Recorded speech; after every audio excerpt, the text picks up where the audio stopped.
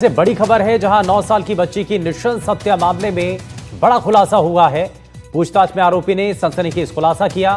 दुष्कर्म के बाद गला घोंटकर बच्ची की हत्या कर दी थी और बच्ची की हत्या करने के बाद बोरे में बांधकर संदूक में उसका शव छिपा दिया था।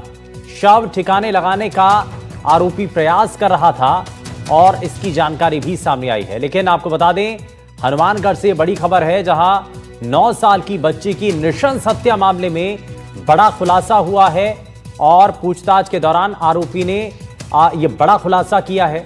दुष्कर्म के बाद बच्ची का गला घोंटकर उसकी हत्या कर दी गई थी और उसकी हत्या करने के बाद बोरे में बांधकर संदूक में उस बच्ची का शव छुपा दिया था। वहीं शव ठिकाने लगाने के प्रयास में आरोपी था, लेकिन इस दौरान उसको पकड़ लिया जाता है। तो ये स्पीच बड़ी जानकारी मिल रही है और हनुमानगढ़ से ये बड़ी खबर।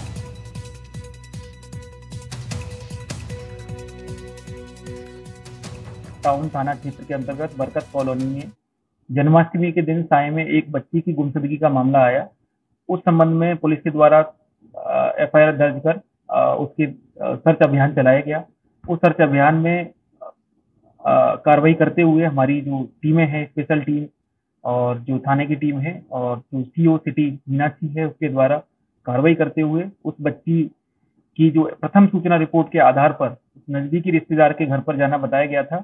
उस नजदीकी रिश्तेदार के घर का जब सर्च किया गया, उस सर्च में उस बच्ची की घर में डेड बॉडी मिली संदूक में, और उसके बाद हमारे द्वारा एमओवी एफएसएल टीम बुलाकर साक्ष्य का संग्रहण करके अग्रिम विधिक कार्रवाई की गई। लापता 9 वर्षीय बच्ची के शव मिलने के मामले में हनुमानगढ़ पुलिस ने महज 48 घंटे के अंदर पूरे हत्याकांड का खुलासा कर दिया।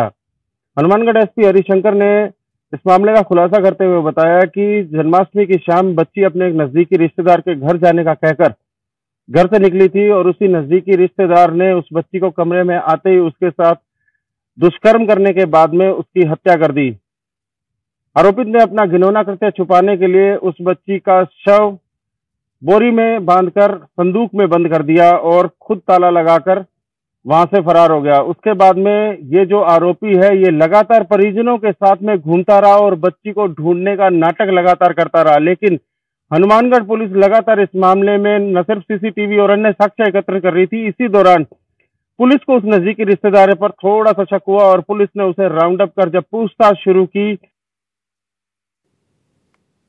और बूंदी से बड़ी खबर है, जहां बूंदी में युवकों के बीच चाकूबाजी का एक मामला सामने आया। 3 युवकों ने आपसी विवाद में चाकूबाजी की और चाकूबाजी में एक युवक गंभीर रूप से घायल हो गया।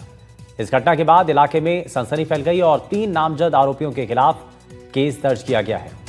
तो घटना के बाद इलाके में सनसनी फैल गई है और 3 नामजद आरोपियों के खिलाफ केस दर्ज कर लिया गया है। बूंदी में युवकों के बीच चाकूबाजी का यह मामला सामने आया है।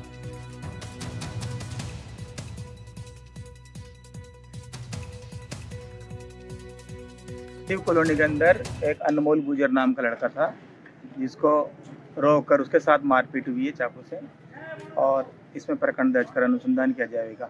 मजरूब हॉस्पिटल में भर्ती है। कितनी लगी, क्या है सर?